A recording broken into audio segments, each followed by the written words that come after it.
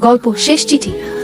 রাফি আর মেহরিনের প্রেমটা যেন ছিল মৃদু বৃষ্টির মতো, শান্ত কোমল কিন্তু ভেতরে ভেতরে গভীর। দুজনেই একে অপরকে এতটাই বুঝত যে কথারও প্রয়োজন হতো না। রাফি বলতো, তুমি চুপ করে থাকো, তবুও মনে হয় তোমার চোখ সব কিছু বলে দেয়া গু। মেহরিন হেসে বলতো, তুমি না থাকলে যে আমার হাসিটাও হারিয়ে যায়। একদিন মেহরিন হঠাৎ অসুস্থ হয়ে পড়ল। হালকা জ্বর, মাথা ব্যথা, কেউ পাত্তা দিল না। কিন্তু আস্তে আস্তে শরীর দুর্বল হতে লাগলো। ডাক্তার বলল, এটা মানসিক চাপ থেকেও হতে পারে কি। কারণ তখনই রাফির বিদেশ যাওয়ার তারিখ ঠিক হয়েছে। মেহরিনের মুখে কিছু ছিল না, কিন্তু চোখে ছিল হাজারটা প্রশ্ন। তুমি গেলে আমি কার সঙ্গে কথা বলবো? রাফি প্রতিশ্রুতি দিল, প্রতিদিন মেসেজ করবে, ভিডিও কলে থাকবে, একদিন ফিরে আসবে সে তার প্রিয়সীর জন্য গু। কিন্তু বাস্তব জীবনের প্রতিশ্রুতি তো সিনেমার মতো হয় না। বিদেশে গিয়ে চাকরির চাপ, পড়াশোনা, নতুন জীবনে এতটাই ডুবে গেল যে একদিন, 2 দিন, তারপর 1 সপ্তাহ মেহরিনের ফোন ধরতে পারল না। একদিন রাতে ফোন এলো, রাফি আমি আর পারছি না গি। ওপাশে কান্নার শব্দ। রাফি বলল, আমি এখন ব্যস্ত, কাল কথা বলবো। সেটাই ছিল মেহরিনের শেষ কল। তারপর 1 মাস যোগাযোগ বন্ধ।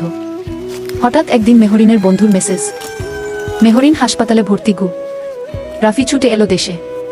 ততদিনে সব শেষ। মেহরিন অনেকটা সুস্থ হলেও ভেতরে পুরো ভেঙে গেছে। ও শুধু বলল, তুমি তো বলেছিলে ফিরে আসবে, আমি অপেক্ষা করেছি প্রতিটা দিন গু। রাফির চোখে পানি, কিন্তু কিছু বলতে পারল না। বাড়ি ফিরে রাফি সারারাত কাঁদল। পরদিন সকালে দরজার নিচে একটা চিঠি পেল, মেহরিনের লেখা। তুমি ব্যস্ত ছিলে, বুঝতে পারি। আমি তোমার জন্য দোয়া করেছি প্রতিদিন, কিন্তু যদি কোনোদিন ফিরে এসে আমায় না পাও, মনে রাখবে আমি তোমার জন্যই বেঁচেছিলাম গি। রাফি আর থাকতে পারল না। সব ফেলে আবার ফিরে গেল মেহরিনের কাছে। সেদিনই প্রথম ও সত্যি বুঝ, ভালোবাসা শুধু কথা বলা নয়, এটা সময়, ধৈর্য আর ক্ষমার জন্যই টিকে থাকে। বছর 2 পর রাফি আর মেহরিনের বিয়ে হলো। এতদিনে মেহরিন লাঠিকে ক্ষমা করে দিয়েছি। তাদের জীবন আবার আগের মতো সুন্দর হয়ে গিয়েছে। রাফি বলল, তোমায় হারাতে গিয়ে আমি আমার জীবনে ভালোবাসা শিখেছি, এখন আর ছাড়ব না গি। মেহরিন হেসে উত্তর দিল, তাহলে এইবার আমার অপেক্ষা শেষ। তাই তো।